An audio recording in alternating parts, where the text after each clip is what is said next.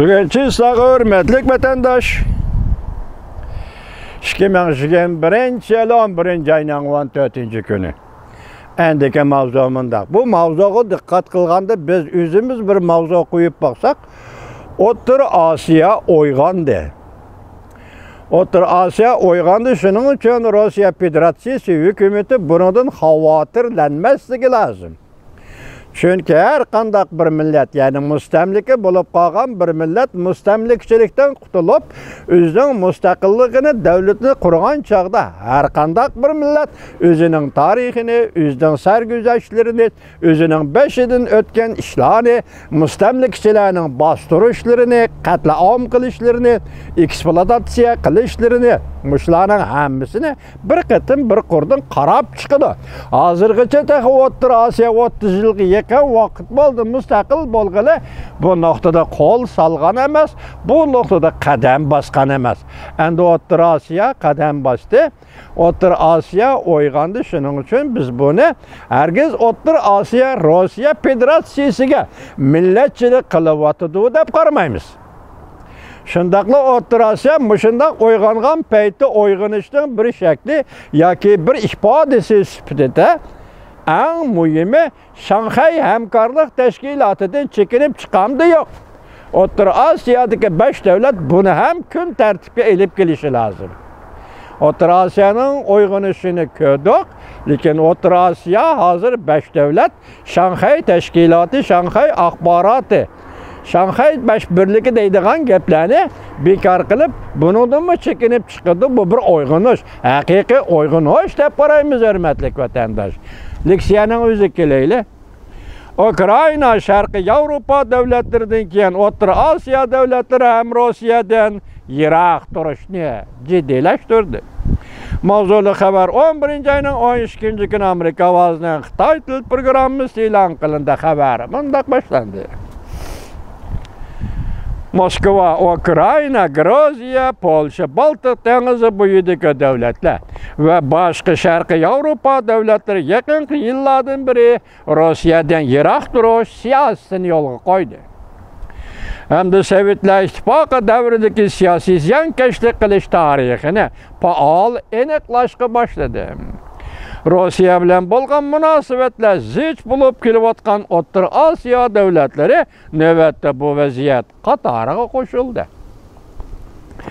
Rusya Federasyası'nın Taşqi İşler Ministri Sergey Lavrov 11. ayının 9. günü alaqadar matbuat Rusya gazetede maqala e'lon qilib, Rusya bilen Qozog'istonning münasebeti to'g'risida to'xtaldi.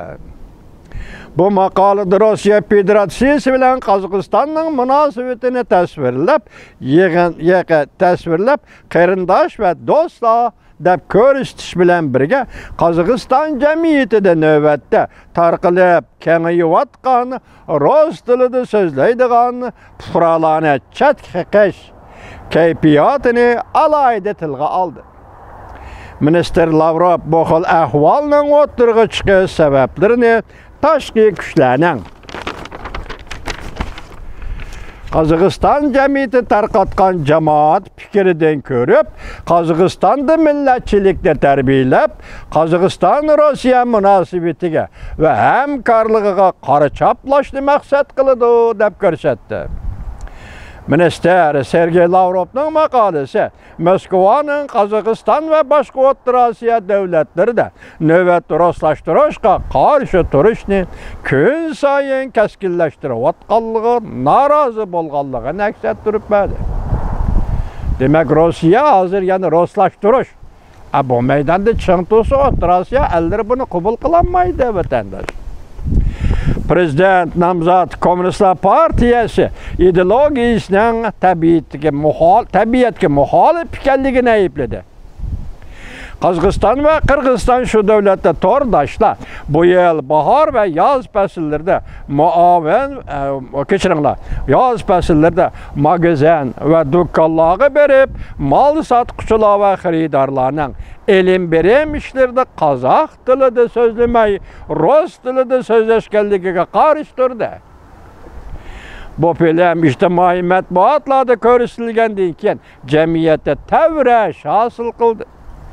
Rossiya taraf derhal zərbe qaytardı. Qozog'iston va Qirg'izistonda aloqador taraflar bu xil harakatlarni yovvoyi millatchilik harakati deb aybladi. Qozog'iston hatto odam chiqarib tekshirishga boshladi. Bu voqeaga qatnashgan bir nafar Ahmatov ismli torbat boshqaruvchi Ukrainaga qochib berib panohlandi. Bu faqat yaqin O'rta Osiyoda yuz bergan, Rossiyadan norozi bo'lgan bir qator voqealarning faqat bir qismidir. 10-oyda O'zbekistonda amdil oxirlashgan prezident saylamada prezident nomzodi bo'lib sanalgan Demokratlar partiyasining raisi Qodirov millatchilik bayrog'ini va Rossiyaning O'rta Osiyoni qul qilganligini ko'tarib saylamda 5% bilan ovozga erishib, 3-chi o'rindagi nomzod bo'lib qoldi. Bu ish har qaysi taraflarning diqqatini qo'zg'adi. Davomini anglashasiz, vatandoshlar.